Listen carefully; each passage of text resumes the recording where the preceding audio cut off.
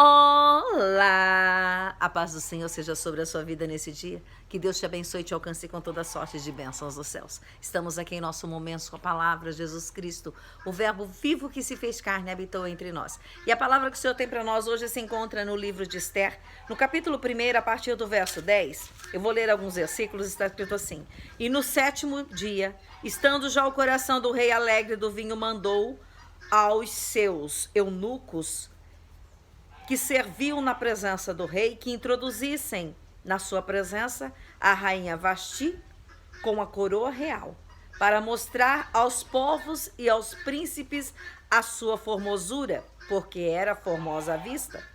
Porém, a rainha Vasti recusou vir conforme a palavra do rei, pela mão dos eunucos, pelo que o rei muito se enfureceu, e ardeu nele a sua ira, e perguntou o rei aos sábios que entendiam dos tempos, porque assim se tratava os negócios do rei, na presença de todos os que sabiam da lei e do direito. E segundo a lei, se devia fazer a rainha Vasti, por não haver cumprido o mandado do rei, Assuero, pela mão dos seus eunucos. Então disse Memucã, na presença do rei e dos príncipes: não somente pecou contra o rei e a rainha Vasti, mas também contra todos os príncipes e contra todos os povos que há em todas as províncias do rei Assuero. Porque a notícia desse feito da rainha sairá a todas as mulheres, de modo que desprezarão os seus maridos aos seus olhos quando se disser: mandou o rei Assuero que introduzissem à sua presença a rainha Vasti, porém ela não veio. E nesse mesmo dia, as princesas da Pérsia, da Média, dirão o mesmo a todos os príncipes do rei, ouvindo o feito da rainha. E assim haverá asaz desprezo e indignação. Se bem parecer ao rei, saia da sua parte um edito real e escreva-se nas leis dos persas e dos medos, e não se quebrante, que Vasti não entre mais na presença do rei Assuero. E o rei deu o reino dela à sua companheira, que seja melhor que ela. E ouvindo-se o mandado, que o rei decretar em todo o seu reino, porque o seu reino é grande, todas as mulheres darão honra aos seus maridos, desde o maior até o menor. E pareceu bem essas palavras aos olhos do rei e dos príncipes, e fez o rei conforme a palavra de Memucã.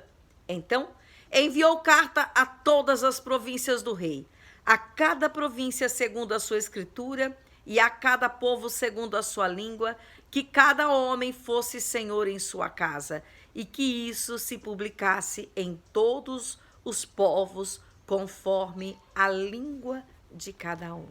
Amém? A palavra do Senhor está nos alertando o que nesse dia? Sobre o senhorio dos maridos sobre as mulheres. Irmã, nós estamos vivendo numa época que não tem mais disso não. A mulher sai de casa, a mulher trabalha e ela é igual o marido em casa. Não, não é assim. A Bíblia diz que o marido é o cabeça da casa. Mas a Bíblia também diz que a mulher sábia edifica a casa e a tola a destrói. O que isso significa?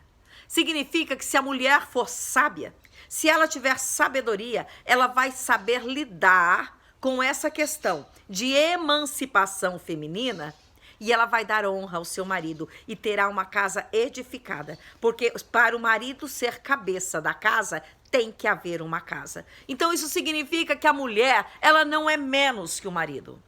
Ou que o marido é mais que a mulher. Só está dizendo que o marido tem senhorio sobre a mulher.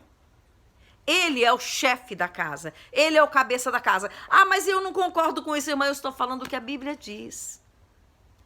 A palavra de Deus diz assim, que o homem é o cabeça da casa e que a mulher deve ser submissa a ele, não deve ser escrava. Submissão significa: marido, eu concordo com o que você está dizendo.